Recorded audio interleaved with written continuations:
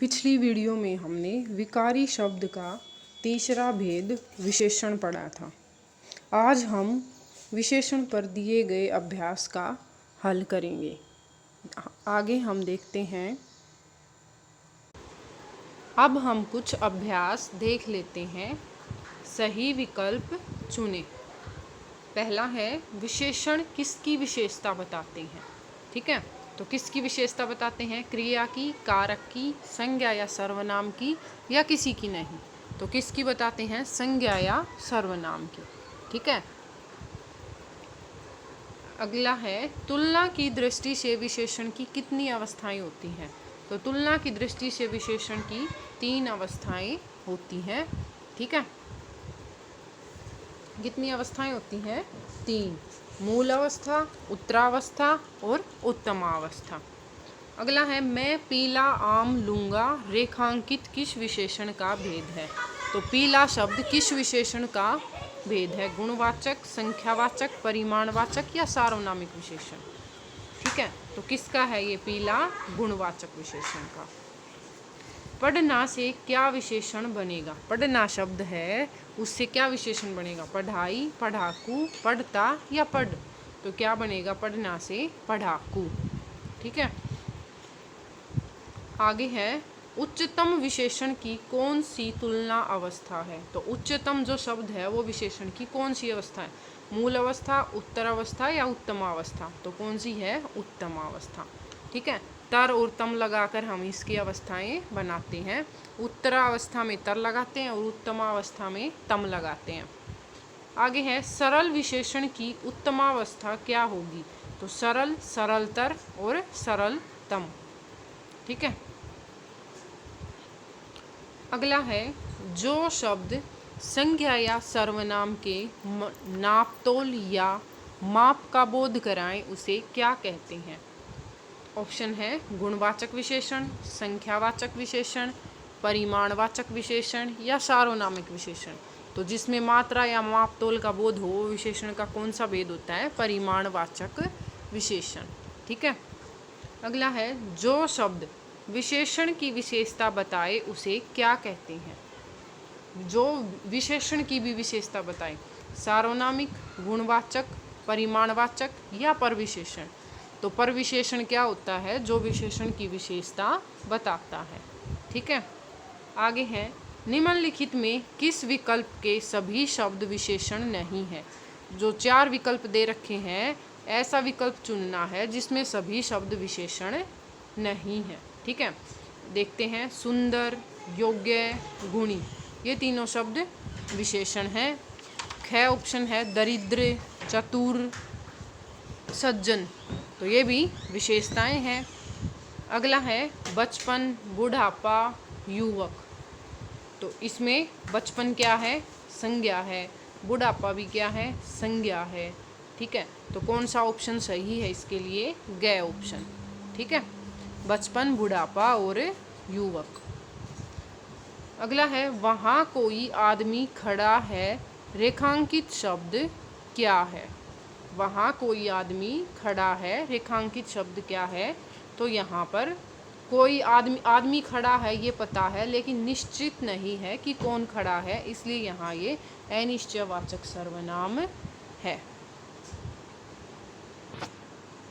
अगला है रिक्त स्थानों की पूर्ति कोष्ठक में दिए शब्दों में से सही शब्द चुनकर करें। ठीक है। पहला है विशेषण शब्द जिन संज्ञा सर्वनाम की विशेषता बताते हैं उन्हें कहते हैं, क्या कहते हैं? परविशेषण या विशेषण। तो जो विशेषण की विशेषता बताए उसे परविशेषण कहते हैं, और विशेषण शब्द जिनकी विशेषता बताए उसे विशेष्य कहते हैं। अर्थात वाक्य में जो हमारे संज्ञा और सर्वनाम होते हैं वो क्या कहलाते हैं? विशेष्य कहलाते हैं। अगला है संख्यावाचक विशेषण के भेद कितने होते हैं? 1 या 2। तो संख्यावाचक विशेषण के 2 भेद होते हैं, निश्चित संख्यावाचक और अनिश्चित संख्यावाचक। अगला है परिमाणवाचक विशेषण की गिनती खाली स्थान की जा सकती है। तो परिमाणवाचक विशेषण की गिनती की जा सकती है या नहीं की जा सकती। तो परिमाणवाचक विशेषण की गिनती नहीं की जा सकती। गिनती किसकी की जाती है? संख्यावाचक विशेषण की। अगला है उपसर्ग या प्रत्यय लगाकर क्या बनाए जाते हैं? सर्वनाम बनाए जाते हैं या विशेषण बनाए जाते हैं? तो विशेषण बनाए जाते हैं। उपसर्ग या प्रत्यय लगाकर क्या बनाए जाते हैं? विशेषण बनाए जाते हैं। ठीक है। अगला है विशेषण एक खालिस्तान शब्द है, तो विकारी शब्द है या अविकारी शब्द है? तो विशेषण एक विकारी शब्द है। ठीक है।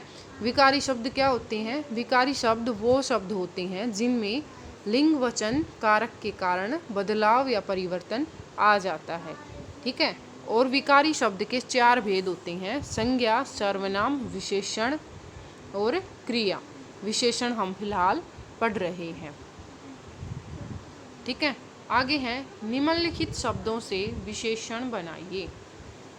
इन शब्दों से हमें क्या बनानी है? विशेषण बनाने हैं। तो धर्म, धर्म में जब हम इक प्रत्यय जोड़ देंगे तो क्या बन जाएगा? धार्मिक। तो धार्मिक शब्द क्या होगा? विशेषण। धर्म प्लस इक धार्मिक।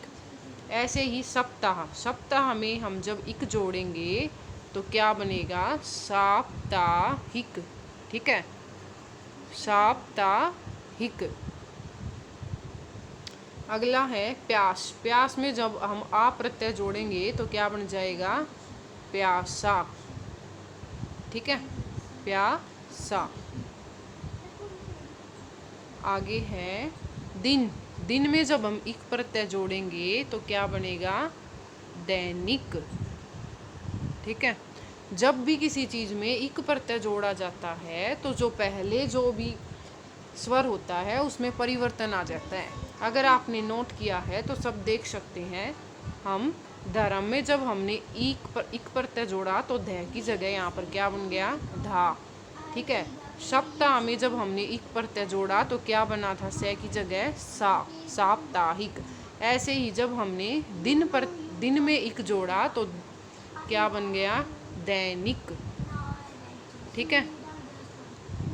आगे है लड़ना, लड़ना का क्या बनेगा? लड़ाकू, लड़ाकू। आगे है कुल, कुल का क्या बनेगा? कुलीन। इन प्रत्यय जोड़ देंगे तो कुलीन। कुलीन का मतलब क्या होता है? अच्छे कुल वाला। ठीक है। तो क्या क्या विशेषण शब्द बने हमारे? धर्म से धार्मिक, सप्ताह से साप्ताहिक, प्यास से प्यासा, दिन से दैनिक, लड़ना से लड़ाकू और कुल से कुलीन। अगला है निम्नलिखित वाक्यों में आए विशेषण छांटिए और उनका भेद भी बताइए। तो यहाँ जो वाक्य दिए गए हैं इनमें से हमें विशेषण छांटना है और उस विशेषण का भेद भी लिखना है। मुझे 4 मीटर कपड़ा चाहिए। तो सबसे पहले हम यहाँ संज्ञा देखेंगे। तो कपड़ा क्या है? यहाँ पर संज्ञा। इसकी विशेषता क्या है? कितना है कपड़ा? 4 मीटर। तो विशेषण क्या हो गया यहाँ पर? 4 मीटर। ठीक है। और कपड़ा चाहिए, तो कपड़ा ये 4 मीटर कौन सा है? परिमाणवाचक विशेषण है, क्योंकि कपड़े को हम गिन नहीं सकते। ठीक है, नापते हैं, इसलिए परिमाणवाचक विशेषण। अगला है मैं 3 केले खा चुका हूँ। तो 3 यहाँ पर क्या है? विशेषण है। और कौन सा विशेषण है? संख्यावाचक, क्योंकि केलों को हम गिन सकते हैं। ठीक है, संख्यावाचक विशेषण। आगे है वहाँ कुछ लोग मौजूद थे। ठीक है, वहाँ कुछ लोग मौजूद थे। तो कुछ यहाँ पर क्या है? विशेषण है कुछ। और कौन सा विशेषण है? अनिश्चित संख्यावाचक, अनिश्चित संख्यावाचक। ठीक है। अगला है वह पुस्तक मेरी है। तो यहाँ वह क्या है? विशेषण है। और कौन सा विशेषण है? सार्वनामिक विशेषण। कौन सा विशेषण है? सार्वनामिक विशेषण।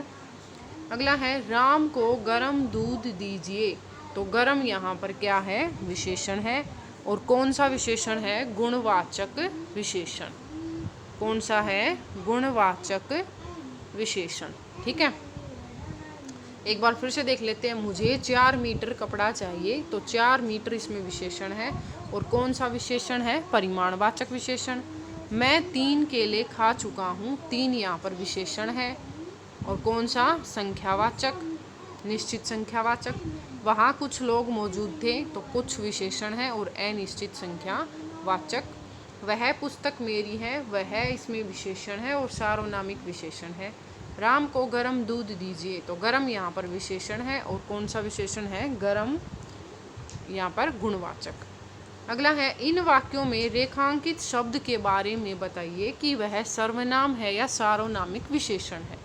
ठीक है, यहाँ जो रेखांकित शब्द दिए गए हैं उनको पढ़कर हमें बताना है कि वो शब्द सर्वनाम की तरह यूज हुआ है या सार्वनामिक विशेषण की तरह। तो मुझे खाने को कुछ दीजिए, तो यहाँ ये कुछ क्या है, सर्वनाम के रूप में है। कुछ आम सड़ गए हैं, तो आम यहाँ संज्ञा है और संज्ञा से बिल्कुल पहले जब सर्वनाम लगता है तो वो सार्वनामिक विशेषण की तरह काम करता है। कोई चिल्ला रहा है, तो यहाँ ये सर्वनाम की तरह प्रयोग है। कोई व्यक्ति चिल्ला रहा है, तो व्यक्ति यहाँ संज्ञा है और संज्ञा से पहले कोई आया है, इसलिए यहाँ पर ये सार्वनामिक विशेषण के रूप में है। अगला है, वह घर मेरा है, तो घर यहाँ पर क्या है, संज्ञा, संज्ञा से पहले सर्वनाम है तो सार्वनामिक विशेषण। वह जा रहा है, तो ये वह यहाँ पर सर्वनाम के रूप में प्रयोग है। ठीक है, एक बार फिर से देख लेते हैं। ये कुछ सर्वनाम की तरह, कुछ आम सड़ गए हैं सार्वनामिक विशेषण, कोई चिल्ला रहा है सर्वनाम, कोई व्यक्ति चिल्ला रहा है सार्वनामिक विशेषण, वह घर मेरा है सार्वनामिक विशेषण, वह जा रहा है तो सर्वनाम। ठीक है, आगे है, तुलनात्मक अवस्थाएं पूरी कीजिए। जो अवस्थाएं हैं उनमें उनको पूरा करना है। यहाँ मूल अवस्था दी गई है, यहाँ उत्तरावस्था दी गई है, यहाँ उत्तम अवस्था दी गई है। ठीक है, तो उत्तरावस्था दे रखी है दृढ़तर, तो मूल अवस्था में क्या बनेगा, दृढ़, दृढ़तम। ठीक है, दृढ़तम, सरल, सरलतर, सरलतम।